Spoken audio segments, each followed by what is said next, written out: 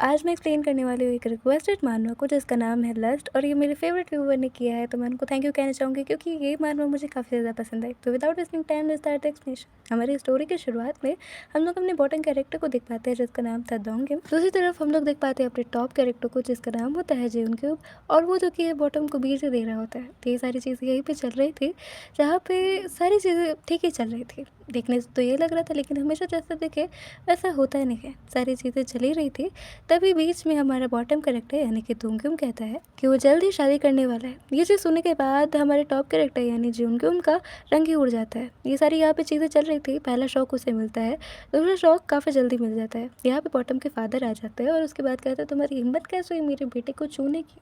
ये सारी चीज़ें यहाँ पे चल रही थी। एक शौक, उसके बाद दूसरा शौक मिल जाता है हमें। 5 साल बाद का स्टोरी दिखाया जाता है, यानी ये फ्लैशबैक का था, स्टोरी प्रेजेंट में आती है। जियोनग्युम यहाँ पे बैठा हुआ था। दूसरी तरफ हम लोग देख पाते हैं एक ओल्ड मैन को जो कि काफ़ी ज़्यादा अमीर होते हैं। वो कहते हैं कि तुमने 5 साल खींच दिए, चलो माना तुम्हारे पेरेंट्स की मृत्यु के बाद 3 साल हमने वेट किया, 2 साल तुम्हारे भाई के इलनेस की वजह से।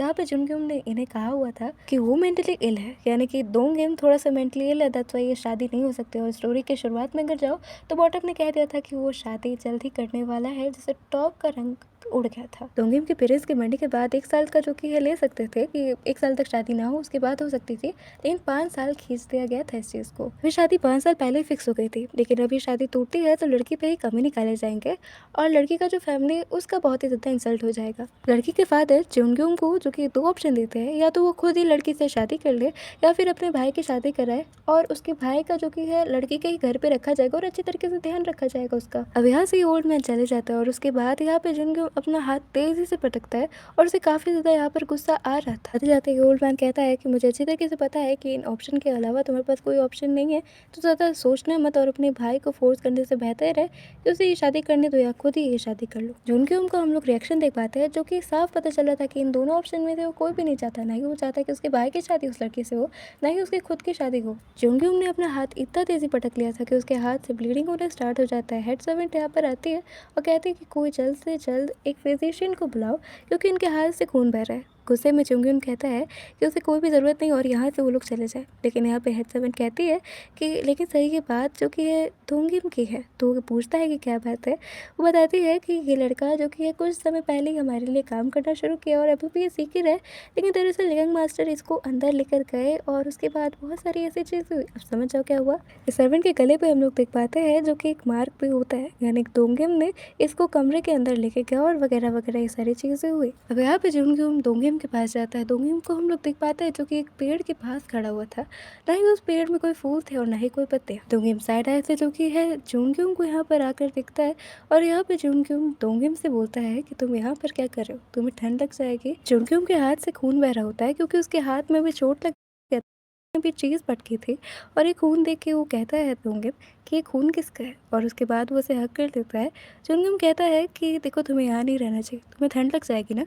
तो फिर दोंगिम कहता है कि मुझे तो लगा कि तुमने उस नौकर को पीटा है, कि उसने अपना पार्ट मेरे अंदर ट्रस्ट किया। ये चीज़ सुनने के बाद जियोनग्युम का रिएक्शन कुछ ऐसा था, लेकिन वो ये चीज़ पे भरोसा नहीं करना चाहता था। वो और तेज़ी से गले लगा लेता है दोंगिम को और कहता है कि ऐसी बातें मत करो, तुम कह दो कि ये झूठ है और मुझे पता है अच्छी तरीके से ये झूठ है। दोंगिम दोंगिम कहता है झूठ है, अजीब बात है, तुम भरोसा नहीं कर रहे हो।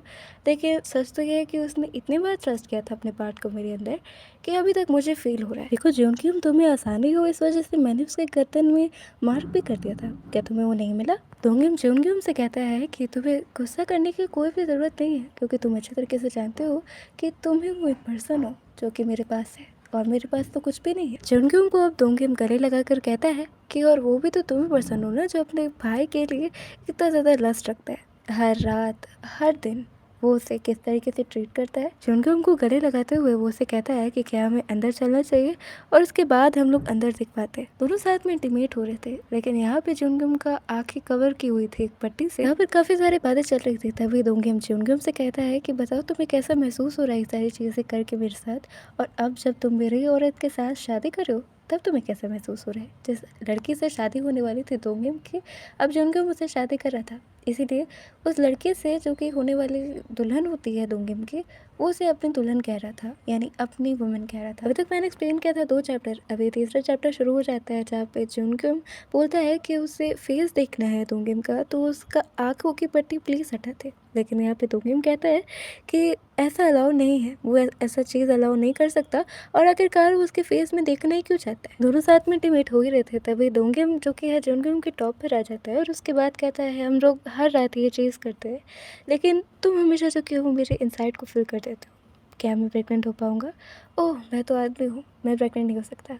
क्या तुमने कभी भी ऐसा डिज़ायर किया है कि तुम्हारा एक बच्चा हो जो बिल्कुल तुम्हारी तरह दिखे? माफ़ करना, मैं एक आदमी हूँ और मैं तुम्हें तुम्हारा बच्चा नहीं दे सकता। जुंगकिम की बात कि वो एक आदमी और एक बच्चे को कभी भी नहीं कैरी कर सकता, तो ये बात सुनने के बाद जुंगकिम कहता है कि उसे इस चीज़ से कोई भी फ़र्क नहीं पड़ता, उसे सिर्फ और सिर्फ दोंगिम चाहिए। यहाँ पे दोंगिम कहता है कि झूठ, तुम कहते हो कि सिर्फ और सिर्फ तुम्हें मैं चाहिए हूँ, तुम और कुछ नहीं चाहते, लेकिन ये सिर्फ और सिर्फ एक एक्सक्यूज़ है, ये सिर्फ और सिर्फ एक बहाना है, क्योंकि तुम्हें तो मेरा सब कुछ चाहिए। ये सिर्फ और सिर्फ बहाना है, तुम तो सिर्फ और सिर्फ सारी चीज़ें मुझसे लेना चाहते हो जो मेरी है, उसे अपना बनाना चाहते हो और हर रोज़ मेरी बॉडी को यूज़ करते हो सिर्फ और सिर्फ अपने दिल के लिए, अपने दिल को शांत रखने के लिए। जोनग्यूम दोंगिम से कहता है कि ऐसी बातें प्लीज़ मत करो और तुम जानते हो कि मैं तुम्हारे बारे में परवाह करता हूँ। को अब काफ़ी ज़्यादा दर्द हो रहा था, इसलिए वो जोनग्यूम से कहता है कि वो उसे प्लीज़ जाने दे, तो जोनग्यूम कहता है कि नहीं, वो कभी वो उसे जाने नहीं दे सकता, वो चाहता है कि हमेशा दोंगिम उसके पास रहे। यहाँ पे जोनग्यूम भीख मांगते हुए दोंगिम से कहता है कि प्लीज़ प्लीज़ कह दो कि मैं किसी और से शादी ना करूं,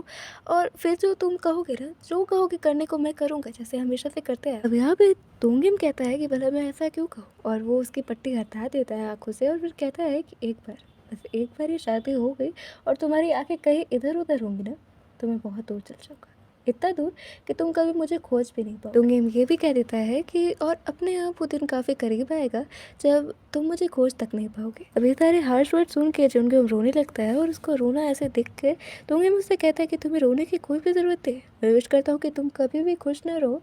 by the way, congratulation on your wedding brother. पर आखिरकार ऐसा हुआ क्या है जो दोंगिम जोनग्यूम से इस तरीके की बातें कर रहा है? क्या हुआ था उस दिन, क्या हुआ था अब तक जो दोंगिम इस तरीके का हो गया था? कभी तो दोंगिम ने भी तो प्यार किया होगा ना जोनग्यूम से। तो यहाँ पर हम लोग देख पाते हैं 5 साल पहले जब यहाँ पे दोंगिम के फादर ने देख लिया था ये सारी चीज़ें करते हुए, तो उन्होंने काफ़ी ज़्यादा जोनग्यूम को मारा था, इतना मारा था कि बेचारा मरते मरते बचा था। और उसके बाद जोनग्यूम ने कुछ बहुत ही गलत कदम उठा लिया। दरअसल यहाँ पे हुआ कुछ यूँ था, जोनग्यूम जो कि एक अनाथ बच्चा था और एक रिस्पेक्टफुल फैमिली जिनका बच्चा नहीं हो रहा था, उन्होंने जो कि है जुनग्यूम को अडॉप्ट कर लिया। जुनग्यूम को वो लोग बहुत ही ख़राब तरीके से ट्रीट करते थे, पर कुछ समय बाद ही उनका अपना बच्चा हो जाता है जो कि दोंगिम होता है। उसे तो वो लोग काफ़ी अच्छे से ट्रीट करते थे, लेकिन इस बच्चे को वो लोग नहीं करते थे। अब वो लोग अपने मन में सोचते थे कि इसे तो हम लोग कहीं फेंक भी नहीं सकते, क्योंकि समाज में उनकी बदनामी हो गई कि अपना बच्चा होते एक अनाथ बच्चे को यूँ ही फेंक दिया। ऐसे तो जुनग्यूम और दोंगिम भाई लगे, लेकिन उन लोग का रिलेशन कुछ ऐसा था नहीं। एक दिन जब वो लोग इंटीमेट हो रहे थे स्टोरी के स्टार्टिंग में ही, तब दोंगिम के फादर ने देख लिया था और उसके बाद काफ़ी ज़्यादा पीटा उन्होंने। दोंगिम के पेरेंट्स जुनग्यूम को ये तक कहते थे कि तुम्हें तो हम लोगों को कब का फेंक देना चाहिए था, लेकिन तुम्हें एहसान मानना चाहिए कि हमने ऐसा किया नहीं। जुनग्यूम को जब पीटा जा रहा था तो उसके अगले दिन ही हम लोग देख पाते हैं कि दोंगिम के पेरेंट्स मर चुके थे। अब उनको जो कि है रिस्पेक्ट ऑफर करने के लिए गया था, जैसे अंतिम संस्कार होता है वैसे कोरियन ट्रेडिशन में हो रहा था, लेकिन यहाँ पे दोंगिम में स्थित नहीं था। अब दोंगिम की जो शादी हो रही थी वो कुछ दिन के लिए डिले भी कर दी जाती है, क्योंकि उसके पेरेंट्स मर चुके हैं, वो नहीं रहे अब। और उसके बाद लोग तो ये भी सोच रहे थे कि दोंगिम आखिरकार अपने पेरेंट्स की मृत्यु पे क्यों नहीं उपस्थित है। अब घर में जो भी महंगी चीज़ें थी वो सारी चीज़ें गायब हो गई थी, तो सारे लोगों को ऐसा लग रहा था कि कोई चोर आया और महंगी सारी चीज़ें चुरा कर भाग गया और दोंगिम के पेरेंट्स को भी मार दिया। आखिरकार अपने ही पेरेंट्स की मृत्यु पे क्यों नहीं उपस्थित था दोंगिम? तब हम लोग दोंगिम को देख पाते हैं जो कि एक कमरे में लॉक था। जोनग्यूम अब रिस्पेक्ट जैसे ही ऑफर कर आता है पेरेंट्स को, वो वापस जैसे ही लौटता है तब वो देख पाता है कि दोंगिम किसी और के साथ इंटीमेट हो रहा है और वो आंखें मिलाता है, और इस चीज़ को देखकर उसे काफ़ी ज़्यादा हर्ट होता है। लेकिन दोंगिम को कुछ करने की जगह जिस सर्वेंट के साथ वो इंटीमेट हो रहा था वो उसे काफ़ी ज़्यादा पीटता है, इतना ज़्यादा पीटता है कि बेचारे की हालत ख़राब हो जाती है। ये सर्वेंट कहता है कि यहाँ पे गलत मैं नहीं, तुम्हारा भाई है, वही बहुत ज़्यादा परवर्ट है, मैं तो लड़कों में इंटरेस्टेड हूँ भी नहीं, वही मेरे को सड्यूस वगैरह किया था और मैंने ये सारी चीज़ें की। सच कहा जाए तो दोंगिम को भी इस चीज़ से करने में कोई मज़ा नहीं आया था, बल्कि उसका तो इसके पीछे कोई प्लान था। अब यहीं पे जब जोनग्यूम उसे मार रहा होता है तभी वो उसका हाथ पकड़ लेता है और उसे क्रेजी बैस्टर्ड कहता है। उसे जब कमीने की गाली देता है दोंगिम, और फिर कहता है कि पागल हो गए हो क्या, इसे भी मार दोगे तुम? यहाँ पे अभी मैं कुछ समय पहले का समय दिखाया जाता है जब जोनग्यूम काफ़ी छोटा था। उसके पेरेंट्स ने उसे पीटा था और वो चाहते थे कि वो खुद से ही चला जाए, लेकिन यहाँ पे दोंगिम ने उसे संभाल लिया था, उसे गले लगाता है और किस करता है और ये किस करने के बाद ही जो उनकी आंखें बड़ी बड़ी हो जाती है कि आखिरकार इसने मेरे साथ अभी किया तो किया क्या। इस रिलेशनशिप में दोंगे में वो पर्सन था जिसने कहा था कि वो प्यार करता है, और जोंग्यम को लव का मतलब ही नहीं पता था। उसे तो नफरत और गुस्सा जैसी चीज़ों के बारे में ही पता था, लेकिन दोंगिम वो पर्सन था जिसने उसे बताया था कि प्यार होता क्या है। ये सारी चीज़ें याद करने के बाद जोंग्यम का सर चकराने लगता है। उसे कुछ भी समझ में नहीं आ रहा था। आज उसकी शादी थी और ये शादी वो नहीं करना चाहता था, लेकिन अगर वो ये शादी नहीं करता तो दोंगिम को शादी करनी पड़ती, जो कि हर किस नहीं चाहता था। वो दोंगिम की अब शादी हो जाती है इस लड़के से, और वो हर किसी चीज़ नहीं चाहता था, लेकिन उसे करना पड़ गया। अब यहीं पे हम लोग देख पाते हैं मेन हाउस में, जो कि है यहाँ पर जोंग्यम की दुल्हन बैठी हुई थी लाल कपड़ों को पहनकर और इंतज़ार कर रही थी कि जोंग्यम यहाँ पर आ जाए, लेकिन वो यहाँ पर नहीं आता, बल्कि दूसरे कमरे में आता है जो कि मेन हाउस से दूर था। और वो इस जगह पर रहता है जहाँ पे दोंगिम लाल कपड़े पहने स्मोक कर रहा था। वो कहता है जोंग्यम जब यहाँ आता है कि मुझे ऐसा लगता है कि तुम गलत कमरे में आ गए। यहाँ पर ब्राइट्स जो रेड कलर का आती है वही दोंगिम लगाता है और कहता है कि इस चीज़ से फ़र्क नहीं पड़ता कि तुम मुझसे कितने ज़्यादा ऑब्सेस्ड हो, लेकिन पागल कि आज ये तुम्हारी वेडिंग नाइट है, सुहाग रात है, तो तुम्हें अपने ब्राइड के पास जाना चाहिए। बेचारी तुम्हारी दुल्हन अकेली है। दोंगिम कहता है अजीब बात है, अपनी दुल्हन को छोड़ा है सिर्फ और सिर्फ अपने छोटे भाई के लिए। दोंगिम कहता है कि तुम्हारे आ जाने के बाद अब मेरे भागने का प्लान भी चौपट हो चुका है। दोंगिम कहता है तुम कहीं पे भी नहीं जा रहे हो, तुम यहीं मेरे पास हमेशा रहोगे। और उसके बाद दोंगिम कहता है अजीब बात है, पहले ही तो कह दिया था तुम्हें कि मैं चले जाऊंगा यहाँ से जब तुम बिजी हो जाओगे अपने दुल्हन के साथ। मैंने तो क्लियरली कह दिया था कि एक बार तुम्हारी शादी पूरी हो जाए तो मैं यहाँ से भाग जाऊंगा। यहाँ पर जोंग्यम जो कि है दोंगिम को हिलाकर पूछता है कि अगर मैं करता तो करता क्या। हाँ, सारे लोग तुम्हें मुझसे छीनने की कोशिश कर रहे थे, तो मेरे पास यही ऑप्शन था, तो मैं करता तो करता क्या, तुम मुझे बता सकते हो। दोंगिम बस मेरी एक बार बात सुनो, बस यही एक तरीका था जिससे मैं तुम्हें नहीं कहूँगा। मेरा अपना कहने को कोई भी नहीं था दोंगिम, सिर्फ और सिर्फ तुम थे, और जब मैं जाने वाला था तुम ही तो वो पर्सन थे जिसने मुझे रोक लिया। तुम थे दोंगिम वो जो जो मुझे समझाया कि प्यार क्या होता है, अपनापन होता क्या है। हम लोग पास्ट का समय देख पाते हैं, जब यहाँ पे जोंगिम अपने से ही जा रहा था घर छोड़ के, तब दोंगिम ही वो पर्सन था जिसने उसे रोक लिया था। ये दोनों ही काफ़ी ज़्यादा छोटे थे। दोंगिम कहता है कि ऑफ कोर्स मैं वो पर्सन था जिसने तुम्हें रोक लिया, क्यों नहीं रोकता, यही तो मेरा राइट था ना। वैसे भी वो पर्सन तो तुम ही थे ना जिसने विश किया था हर दिन कि मैं पैदा ही नहीं होता। जोंगिम का हाथ अब हटा देता है वो और कहता है कि तुम्हें मेरी बात सुननी चाहिए थी, जो मैं चाहता था करने को,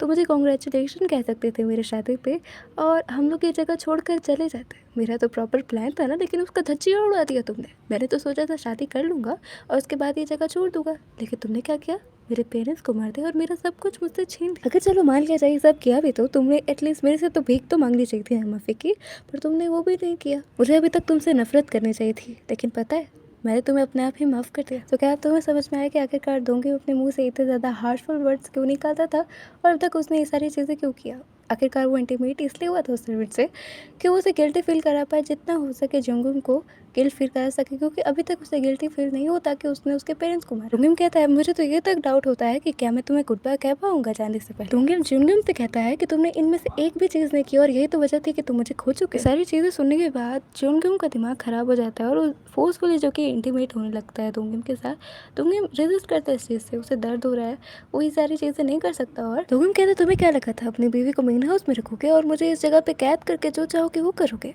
ऐसा नहीं हो सकता, जब तक तो हम लोग जिंदा है ना, तब तक इस ज़िंदगी में मैं सच में तुम्हारा कभी नहीं हो पाऊंगा, चाहे तुम जितनी भी कोशिश कर लो, चाहे जैसा दिखे कि मैं तुम्हारा हो चुका हूँ, लेकिन असलियत में मैं तुम्हारा कभी नहीं हो पाऊंगा। जोंगुम कहता है कि अगर मैं करता तो करता क्या, वो लोग मुझे पीट रहे थे, मैंने जो भी किया ना, मुझे उस चीज़ का बिल्कुल भी गिल्टी फील नहीं होता। मैं उस चीज़ का माफ़ी मांगूंगा नहीं, भीख नहीं मांगूंगा। क्यों, तुम जानते हो, क्योंकि मैंने जो भी किया सर्वाइव करने के लिए किया, इसलिए किया कि तुम्हें मुझसे कोई दूर ना करते। मैंने जो किया सिर्फ और सिर्फ तुम्हारे लिए किया है, लेकिन हाँ, किसी दिन भी अगर तुम्हारा मन करे मुझे मारने का तो तुम कर सकते हो, मैं तुम्हें रोकूंगा नहीं। पहले पहले तो दोंगिम कहता है कि उसे दर्द हो रहा है वगैरह वगैरह, लेकिन जैसे ही वो पीछे कमरे के पीछे परछाई दिखता है किसी का कि कोई पीछे है, तो वो कहने लगता है कि उसे काफ़ी अच्छा लग रहा है और वो इस तरीके से और ज़्यादा करे, मतलब वो कहने लगता है उसे और चाहिए चीज़। जब दोंगिम देख लेता है कि कोई बाहर है और मैं इस जगह का कोई दरवाज़ा नॉक करता है, जैसे कि अब जोंग्यूम इस जगह के बाहर जाता है, तो वो कहता है कि तुम यहाँ पर क्या कर रहे हो। तभी इसकी ब्राइड आई हुई थी जोंगुम की, और उसकी वाइफ कहती है कि मैं जानती थी आप ये शादी नहीं करना चाहते। तो कहता है धीरे बोलो, मेरा भाई जग जाएगा। मैं जानता हूँ कि तुम्हें भी ये शादी नहीं करनी थी ना, तुम घर के कहीं पे भी जा सकती हो, कोई पाबंदी नहीं है, बस इस जगह मत जहाँ जाना है जा सकती हो, जो करना है कर सकती हो, लेकिन इस रूम से दूर रहना। ये चीज़ जो कि है दोंगेम सुन लेता है और उसके बाद हम लोग देख पाते हैं इस कमरे का दरवाज़ा खुला हुआ था, यानी दोंगेम यहाँ से जा चुका था। तुम्हें याद होगा स्टोरी की शुरुआत में भी दोंगेम जो कि है उस पेड़ के करीब गया था। आखिरकार क्यों दोंगेम इस पेड़ से काफ़ी ज़्यादा अटैच्ड है, ये चीज़ तुम्हें पता चलेगी अभी। हम लोग देख पाते हैं बहुत समय पहले का समय, जब दोंगेम और जुनग्योम बहुत छोटे थे, उसने गोदी में लिखा था जुनग्योम। दोंगेम को जब गोदी में लिखा था तभी दोंगेम उसके नाम का मतलब पूछता है। स्टोरी पास्ट और प्रेजेंट को मिक्स करके बनाए गए हैं यहाँ पे। सीन ऐसे ही मिक्स चल रहा था तभी जो कि है यहाँ पे दरवाज़ा जब खुला था मेन गेट, तब वो कहता है, जब दोंगेम दिखता है तो वो सोचता है कि यहाँ से दोंगेम जा चुका है। वो काफ़ी ज़्यादा डर जाता है और यहाँ से भागते हुए जाता है। अब यहाँ पे तो उसे लगा था कि दोंगेम इस जगह को छोड़ के चला गया है। और उसके बाद हम लोग देख पाते हैं कि स्प्रिंग जब चलता था तब काफ़ी सुंदर फूल खिलते थे इस पेड़ से। और आज भी दोंगेम इस जगह से गया नहीं था, बल्कि इस पेड़ के करीब था और स्प्रिंग करीब आ गए थे। जब ये जोंग्योम दिखता है कि वो यहाँ से गया नहीं तो उसे थोड़ा सा रिलीफ मिल जाता है। हम लोग पास्ट का समय देख पाते हैं जब दोंगेम ने जुनग्योम को एक नया नाम का मतलब दिया था। उसने पूछा था कि तुम्हारे नाम का मतलब क्या है भाई, तो उसने कहा था कि जुनग्योम का मतलब होता है ले जाना किसी चीज़ को। मेरे पेरेंट्स ने ये नाम इसलिए रखा क्योंकि उनको विश्वास है कि कोई डेविल या फिर इंसान मुझे ले जाए। दोंगेम कहता है तब तो मुझे तुम्हें नाम का एक न्यू मीनिंग देना पड़ेगा।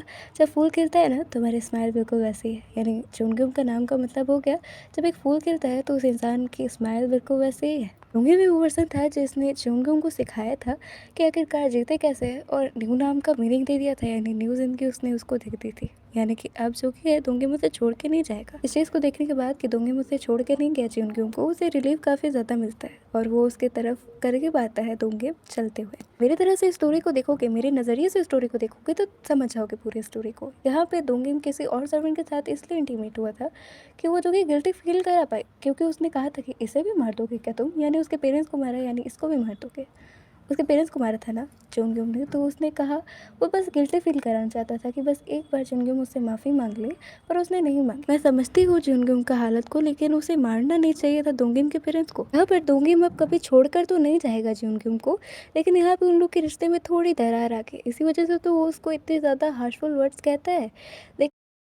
तो यहाँ पर है कि उसके पेरेंट्स को उसने मार दिया, लेकिन तभी अपने आप उसने जो कि जिनग्योम को माफ़ कर दिया। दोंगेम को भी पता है कि उसे ये सारी चीज़ें नहीं करनी चाहिए और ये सारी चीज़ें गलत है, लेकिन अब वो जो कि इतना प्यार करता है तो ये सारी चीज़ों को कई हद तक एक्सेप्ट कर चुका है। और यही चीज़ तो उसे साइको बना देती है। वो मेंटली इल कहीं ना कहीं हो चुका है। दोनों के रिश्ते में कभी ना कभी तो हो सकता है कि कोई मोड़ आए, लेकिन अभी तो कोई मोड़ नहीं आने वाली, और शायद दोनों एक साथ ऐसे ही रहे। ये स्टोरी यहीं पे ख़त्म हो जाती है। इसका कोई नेक्स्ट पार्ट नहीं। ये स्टोरी काफ़ी छोटी थी बट काफ़ी अच्छी थी। वीडियो को लाइक करना, चैनल को सब्सक्राइब करना बताना मत भूलना कि ये स्टोरी कैसी लगी। मिलती हूँ तुमसे नेक्स्ट वीडियो में दोस्तों, तब तक के लिए bye bye and take care.